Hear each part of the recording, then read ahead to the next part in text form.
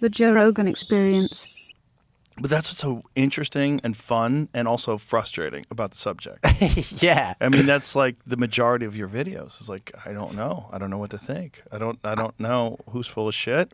I don't know how much. I mean, I was watching the Townsend Brown one today, and you were talking about John Lear and John Lear's connection to Bob Lazar and the possibility that Lear was spreading disinformation. Yep. Yeah. So like, yeah. I've, by the way, since making that video, I've become more positive on Lazar, just insofar as I think he was at S4 Area 51. And there's going to be a great documentary coming out by my buddy Luigi on this called Project Gravatar. And I think there's going to be a lot of corroborating evidence that he was at least there, and a lot in his story checks. But I think you have to view, and I even say that in this video, that I think a lot of the story could be true. You can't, I think, view the Bob Lazar story. You can't just take it at face value, because John Lear and he were friends. John Lear is this babbling UFO nut. He's obsessed with UFOs. He's writing weird, like, disinfo-y style stuff with Bill Cooper, Behold the Pale Horse guy. Which is a wild book. Yeah.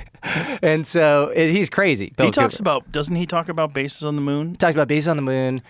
Lear also talked about a soul catcher that like controlled our souls on the moon. Oh boy. And so Lear was like flooding the zone with all sorts of weird shit. Lear comes from an interesting family. Right. His father is Bill Lear, who's the autopilot wizard. He created the first business, basically the first private jet, the Lear jet, in the 50s and 60s, and was an associate of a guy I hope we talk about named Thomas Townsend Brown. Yeah.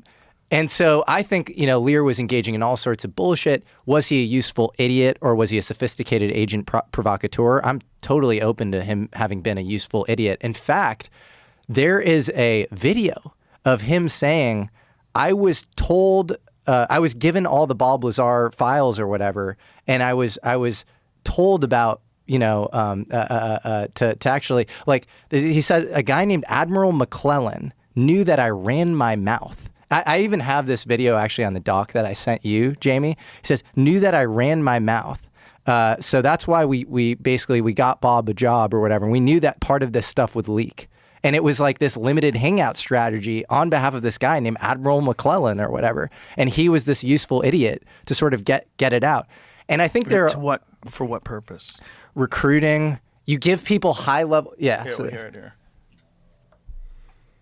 And the MJ personnel, the original 12, have all passed away. So they get different people into these positions of MJ 2, 3, 4, 5, 6, and taken over. It's degraded, so it's almost political now instead of like it was when Truman originally formed the MJ-12.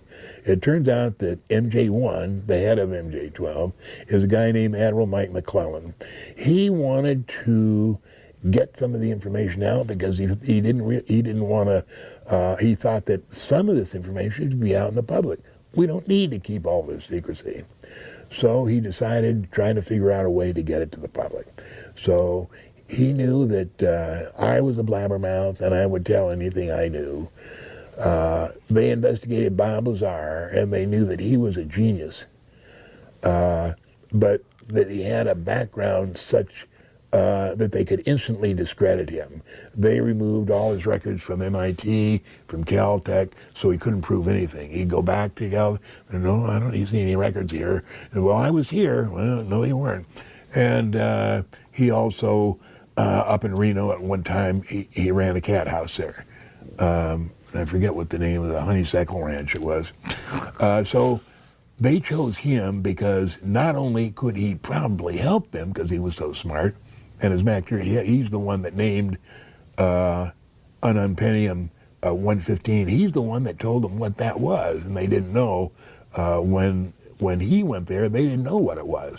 He was the one that told them that's element 115, and then told them why and how he'd figured it out. But they decided to pick on Bob to go up there to work at S4 because they knew that Bob would tell me instantly and that I would blab the whole thing. And that was their modus operandi, was to get the information out and gauge what it did to the public, how they accepted it, and then pull back and say, oh, no, it was all a mistake. Bob Lazar is a fraud. He never worked here. He doesn't have any credentials like that. And they could back away and get out of it. So that was what Mike McClellan came up with. Isn't that crazy? Weird. And to me, Kind of makes sense a little bit, though. it does. And that doesn't make Bob Lazar still not the most interesting story in the world. Like he's not saying it didn't happen, right? He's just saying that this happened as part of this limited hangout strategy where they knew that they could delete the records at MIT. They knew that they could stigmatize him because of the brothel.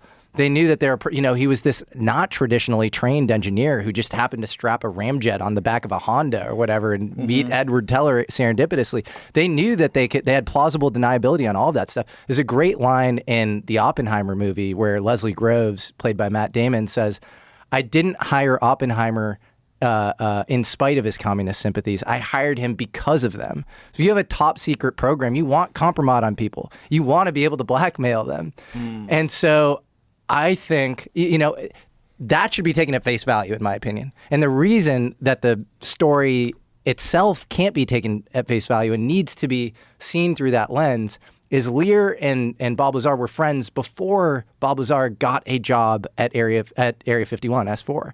And so if you have a top secret program, you're going to do a basic background check. And Lear is going to come up as a guy with a UFO blog, right? And then the CIA is all over the UFO program, right? And he was flying CIA cargo jets. And he says that he disaffiliated in 83. That's bullshit. George Knapp and Jeremy Corbell have talked about how that's BS. And actually disaffiliated much later into the mid-'80s or whatever. Why would you continue to pay a guy who is leaking your crown jewel secrets?